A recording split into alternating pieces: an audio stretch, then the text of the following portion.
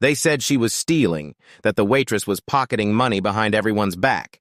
But what the undercover CEO discovered that morning in his own restaurant was not a thief hiding among the workers. It was a system stealing from the very people who gave it life. When he saw a young woman quietly wipe her eyes between serving tables, then realized that 70% of the tips had been funneled to a manager's nephew who barely lifted a tray, the truth hit him harder than any balance sheet ever could. His company wasn't just losing money, it was losing its soul. Marcus Rivera was 52 years old, founder and CEO of Coastal Bites, a national chain of diners with more than 120 locations. Harbor Point Diner number 47 in Baltimore was supposed to be just another thriving branch. But reports troubled him. Turnover had soared to 42%, the highest in the company. Staff surveys placed engagement dead last, yet revenue was steady, even rising. Marcus knew those numbers didn't add up. That's why on a misty October morning, he sat inside a weathered pickup truck across the street, wearing a faded gray shirt with a stitched name tag that read James W.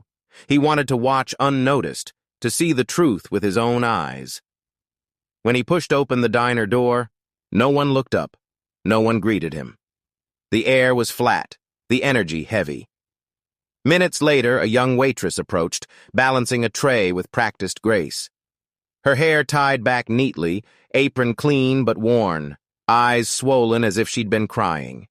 She sat down a cup of black coffee with toast, adding softly, "I brought butter and jam just in case." Her name was Sophia Chen, 29 years old, a single mother trying to hold on to a job that gave her little recognition. Marcus smiled faintly, then asked casually, "Busy morning? I imagine the tips make it worth it." For half a second she froze. Her smile flickered, then returned, but her voice dropped. "Morning tips aren't good. Only a few of us actually get them." Her tone was flat, not bitter, just exhausted. Marcus watched her move table to table, fast but deliberate, carrying more weight than anyone else. Meanwhile, two young men stood by the register, arms folded.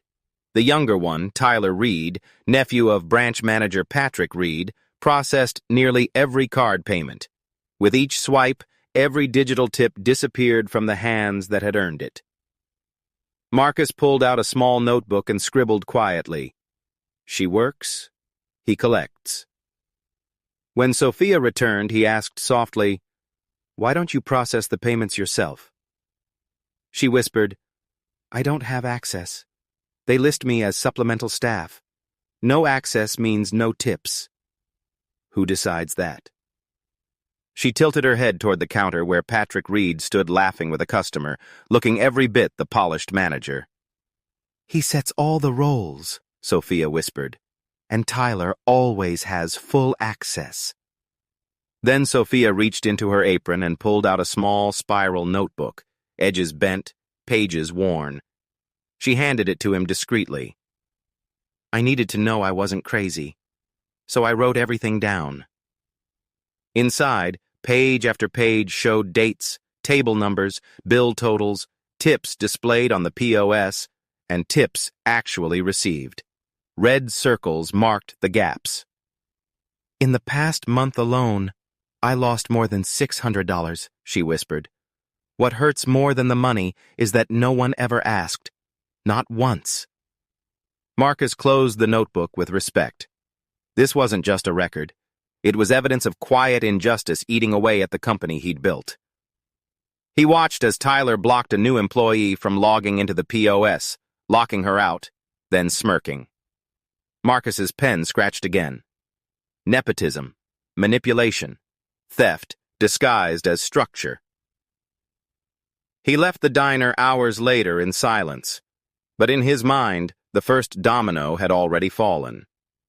Marcus sat in his pickup truck and dialed a number he rarely used. "Diane," he said, his voice steady. "We have a problem. The POS system is being manipulated. I need you to go in quiet, line by line." Diane Walsh, head of internal investigations, had been with him 7 years. She simply replied, Understood. By the time Marcus turned the key, the system at Harbor Point Diner had been switched into silent audit mode.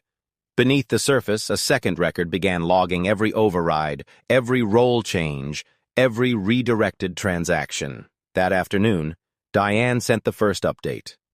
The POS system had been modified with a hidden access tier labeled Preferred Internal, invisible to standard employees. That tier had been assigned to Patrick Reed, Tyler Reed, and a ghost account labeled Kitchen Support 03. In the last 30 days, total digital tips exceeded $9,600, but 68% had been routed through Tyler's account, even though he served less than 20% of tables. Payroll listed a part-time kitchen worker named Luis Ortega, clocked in 21 out of 25 mornings, but HR had no onboarding file, no tax documentation. The Social Security number had been flagged 2 years earlier in another branch, when Patrick Reed was manager there. Finance traced weekly service logistics fees to a shell entity, Douglas Henderson LLC, a company with no employees and contact information tied to Patrick's old email. The amounts matched the missing tips almost dollar for dollar. Marcus's jaw tightened. This wasn't favoritism. This was systemic fraud disguised as configuration. He called Diane again. Expand the audit. Check every branch Patrick has managed. Don't alert anyone. For 2 nights, Marcus slept little, pacing his office, staring out at the harbor lights. He'd built this company brick by brick. Now that promise was under attack from within. Diane's second report arrived. Hidden access tiers appeared in 3 other locations, each tied to Patrick or his former assistants. Ghost employees had clocked hundreds of hours. In total, more than $50,000 in stolen tips and wages had been funneled away in just the past quarter. Marcus walked to the window and whispered to himself, "No one erases my people." Timing mattered. He couldn't strike too soon. For 3 more days, the silent system recorded everything. By Thursday evening, Diane called. "We have everything. It's airtight." Marcus nodded. "Tomorrow morning, I walk back into Diner 47. No disguise. I want everyone there when the truth comes out." Friday morning came sharp and cold. At 9 o'clock sharp, the door opened. Marcus Rivera walked in wearing a dark charcoal suit, the same suit he'd worn when he cut the ribbon on the company's 50th location. Beside him walked Diane Walsh, holding a tablet glowing with live audit data. Conversation stuttered and fell into silence. Patrick Reed froze, his smile curdling as he recognized the man he thought would never set foot in his branch unannounced. Tyler's hands slowed above the POS screen, his smirk fading. Marcus didn't raise his voice. "Good morning," he said, his words calm. Too calm. "I won't take much of your time.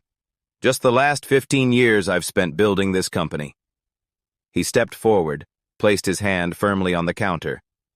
"I once told my managers that fairness is not a slogan. It is a behavior repeated every day.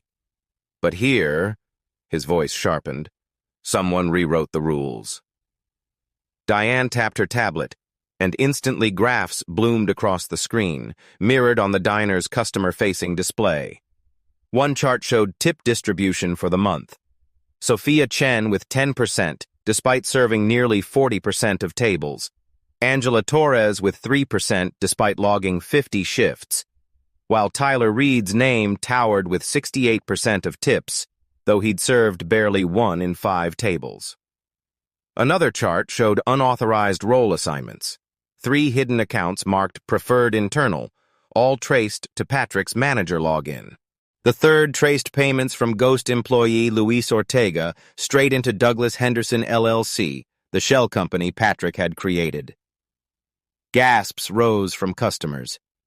Sophia stopped moving, her back straightening, her eyes locking on the screen. The truth she'd carried in her secret notebook now displayed for all to see. Tyler tried to speak, his voice high and defensive. "That's not..." But Marcus cut him off with a single glance. You received 68% of tips this month. Not because you worked harder, not because you served more tables, but because someone gave you keys to a door others were never told existed. Sophia set her tray down, stood a little taller. Angela leaned against the counter, her eyes alive with vindication. From the kitchen, Luis stepped forward, arms folded, a quiet pillar of solidarity. Patrick finally broke his silence. Sir, with respect, you don't understand how busy mornings run. Sometimes adjustments have to be made. It's just... Marcus slammed his palm on the counter, not in rage, but in finality. Do not insult me with excuses. I built this company dish by dish, table by table, and I know the difference between a mistake and a system rigged for theft. Diane's tablet pinged. Another update. Live distribution showed Tyler already logging 2 new overrides since Marcus had walked in. Proof of arrogance, even under scrutiny. Marcus pointed at the screen. Even now, while standing here in front of me, you still try to rewrite the system. A heavy silence fell. Sophia exhaled slowly, her shoulders releasing years of quiet tension. Angela reached out to touch her arm in solidarity. Customers whispered, some pulling out phones to record. Marcus turned his gaze back to Patrick. Effective immediately, you are suspended. Your records will be handed to legal. Tyler, you too. There is no room here for anyone who takes transparency and turns it into a personal hustle. Ciao. Before Patrick could protest, Diane tapped the screen again. His ghost payroll, his fake employees, his shell company payouts glowed in undeniable detail. There was no room left for words. Tyler fumbled, pulling his access card from his pocket, laying it reluctantly on the counter. Patrick followed, his shoulders sagging. Marcus didn't take the cards. He placed them flat on the counter for everyone to see. These do not belong to you anymore. Then he turned to the staff. If you've done the work, you will be seen and you will be paid. But if you hide behind smiles and loopholes, you will be removed no matter how long you've stood at the register. No one clapped. No one cheered. It wasn't that kind of moment. It was heavier, sacred almost, the silence of truth spoken aloud after too long in the dark. Sophia's eyes met Marcus's, and in that instant she knew she was no longer alone. The diner fell silent after Marcus laid down the cards. But then Patrick straightened, his voice loud, desperate. This is a misunderstanding, sir. These numbers can be explained. You can't just accuse me in front of my staff, in front of customers. This is slander. But Diane tapped the tablet again. A new chart appeared showing transfers from Luis Ortega's account to Douglas Henderson LLC every Friday for 3 months. Amounts matching exactly what Sophia had recorded in her notebook. Patrick's voice wavered. That account is a legitimate vendor. We use consultants. Stop. Marcus cut him off with chilling calm. Every single transfer ties back to an email you used before this promotion. You built this system to hide theft. I don't need excuses. I have proof. Tyler finally snapped, his arrogance twisting into anger. You don't get it. I do the hardest work here. I deserve those tips. Without me, the register would collapse. But the staff's faces told a different story. Sophia standing, tall. Angela glaring with quiet fury. Luis stepping from the kitchen. Even Chase, who'd spent months leaning against the wall, now stared at Tyler as if finally seeing his own complicity. Tyler saw the shift and shouted louder. Don't act like you care, Sophia. You've always been sloppy. You don't know how to run a floor. I deserve more because I'm smarter. Instead of breaking her, his words made her straighten further, her eyes locking on him with calm fire. You don't deserve what you never worked for, she said quietly, her voice trembling not from fear, but from strength. Customers gasped. Some clapped softly in recognition. Marcus let the silence linger. You think being clever makes you untouchable, Tyler. but cleverness built on fraud is nothing but sand. And today the tide has come in. Diane's tablet chimed. The system had been reset. Tyler's name vanished from the tip distribution screen. His access revoked in real time. He lunged toward the POS, but the system denied him, locked him out permanently. The look on his face was pure disbelief. The door opened. 2 men in dark suits stepped inside with a uniformed officer. Marcus nodded. "You're right on time." They were investigators from the Federal Labor Fraud Division. The officer stepped forward. "Patrick Reed, you're being detained for questioning regarding financial fraud and payroll manipulation." Patrick's face twisted with shock. "This can't be happening. Not here. We can settle this quietly." But the officer was already placing him in handcuffs. Tyler backed away, shaking his head, panic rising. "No, I didn't do anything. I was just following Patrick's orders." But Diane's tablet showed his fingerprint login, his overrides, his fake entries, every action tied to his name. "You weren't following orders," Marcus said softly. "You were enjoying the power, mocking the people you stole from. That ends today." Tyler tried to run, but Luis blocked him, one hand on his shoulder. "You've stolen enough from us. Now you pay it back." The customers erupted. Some cheered, phones capturing every angle. As Tyler was led toward the door, his protests growing weaker. Patrick followed, silent now, head bowed. When the door closed, the diner seemed to breathe for the first time in years. Marcus turned to the staff, his voice low but firm. "This ends today. No more invisible roles. No more hidden accounts. From now on, whoever serves is seen. Whoever works is paid. That's the standard. Nothing less." Relief began to show on their faces. Angela wiped a tear. Sophia's hands finally stopped trembling. Luis folded his arms, nodding quietly. Marcus glanced at Sophia.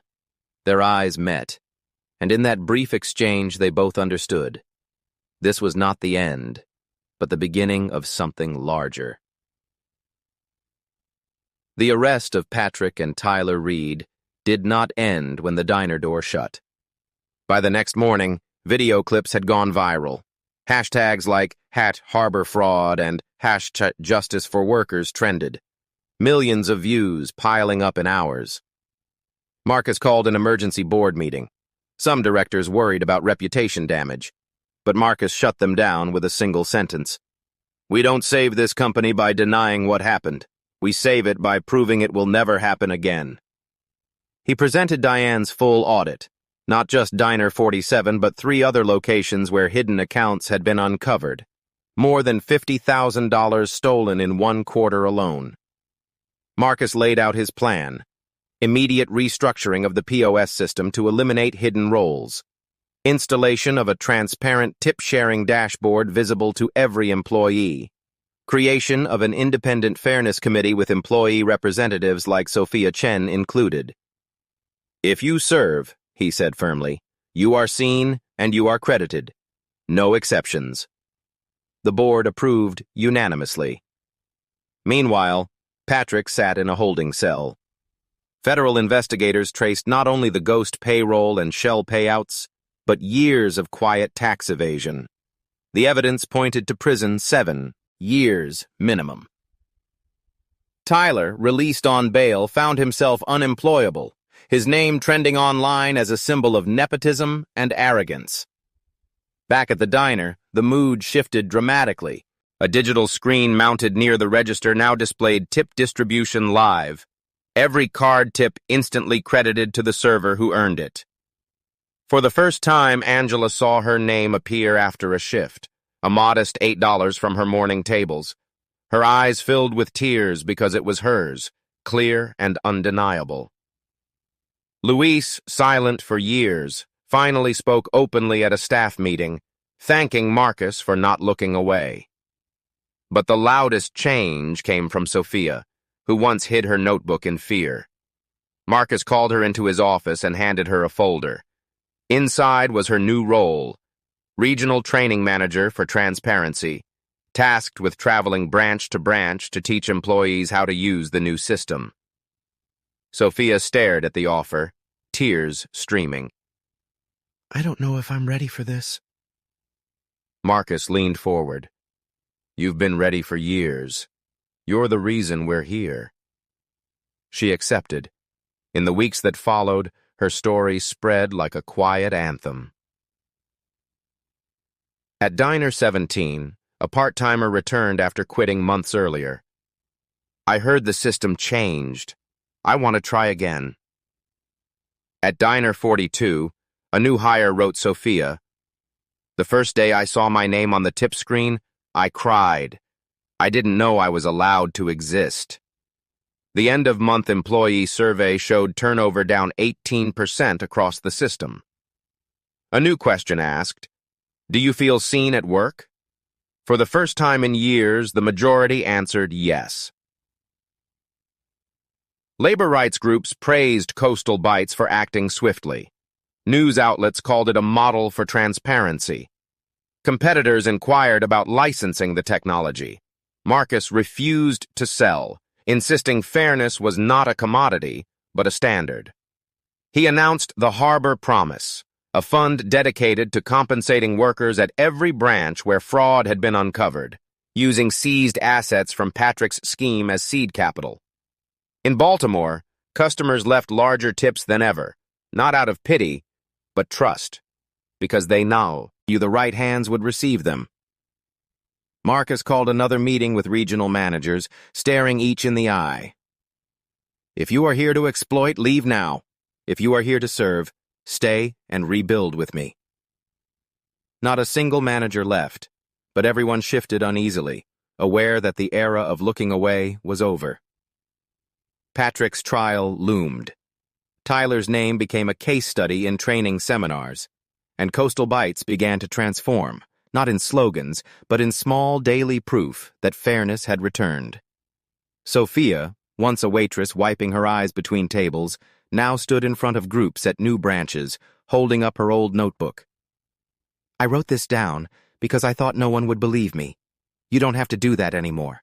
Now the system writes it for you. Every time she said it, she saw heads nod, tears glisten, shoulders straighten. Marcus watched from the sidelines, not needing applause, only needing to know his company was again aligned with the promise he'd made, that the people who worked hardest would never be invisible. 8 months later, the memory of that Friday morning still lived in whispers, in boardrooms, in break rooms, in the daily rhythm of servers carrying trays with new confidence. Patrick was convicted of financial fraud and wage theft, sentenced to 7 years in federal prison. Tyler was barred permanently from food service, his name circulating in ethics seminars. Sophia's life had transformed. The woman who once hid her notebook now carried it like a relic, holding it up at training sessions.